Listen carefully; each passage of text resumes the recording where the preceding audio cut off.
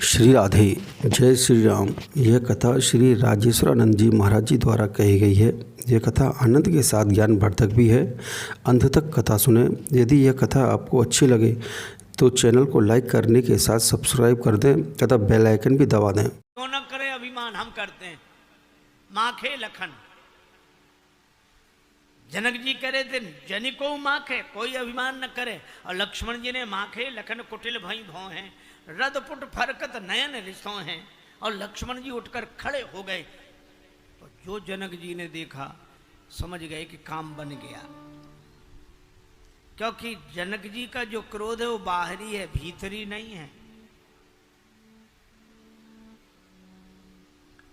आज हम आपसे पूछते हैं, क्रोध जरूरी है कि नहीं है?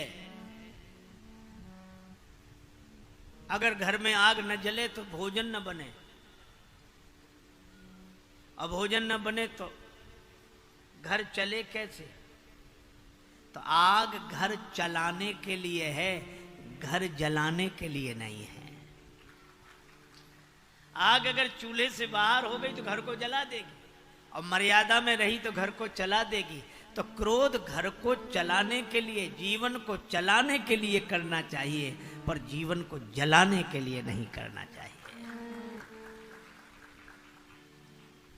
अब लक्ष्मण जी का क्रोध, युवक का क्रोध, लेकिन उन्हें बुरा तो बहुत लगा, पर कही न सकत रघुवीर डर, लगे वचन जनुबान।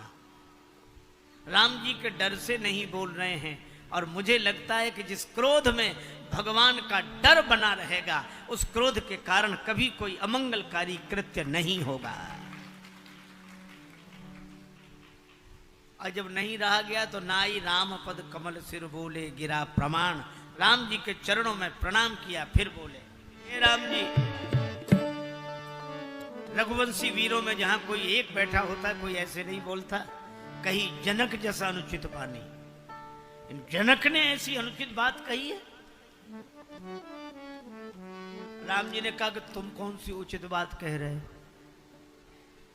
जनक जी वयोवृद्ध हैं, और वयोवृद्ध का जवाब विश्वामित्र जी देते, गुरु जी देते तो ठीक लगता, पर तुम बालक होकर। और जनक जी, लक्ष्मण जी ने कहा यहां वृद्ध और युवक की बात नहीं, लोक कल्याण के कार्य में जहां जिसकी भूमिका है वही बोले, तब बात ठीक रहती है।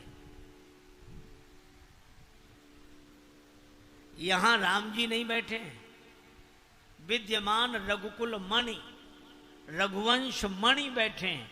आप हैं रघुवंश की मणि, और लक्ष्मण जी बोले हम हैं फणी। शेष सहस्त्र शीस जग कारण, जो अवतरे भूमि भय टारण। अरे मणि पर आपत्ति आवे तब भी फणी नहीं बोलेगा तो फिर कब बोलेगा?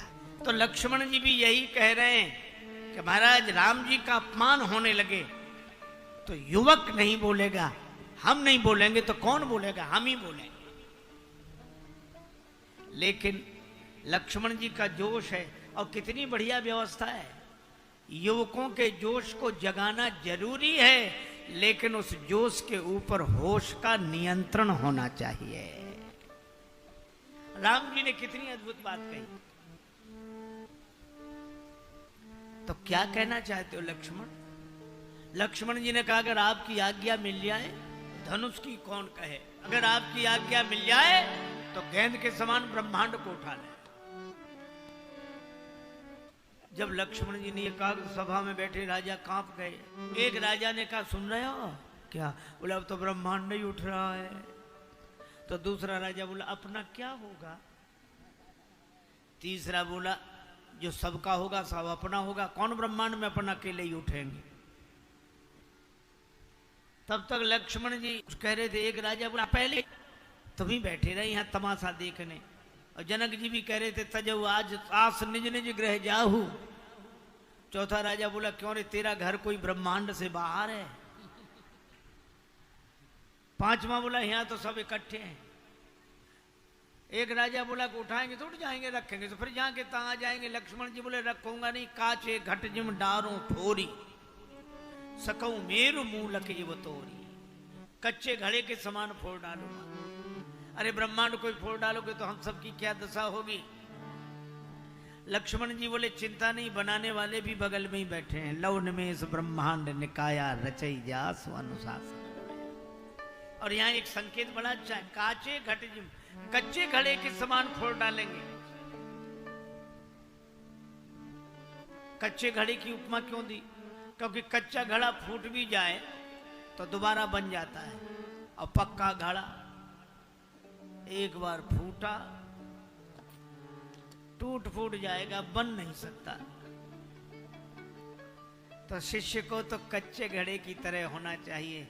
गुरुदेव जैसा बनाएंगे वैसे ही बन जाएंगे।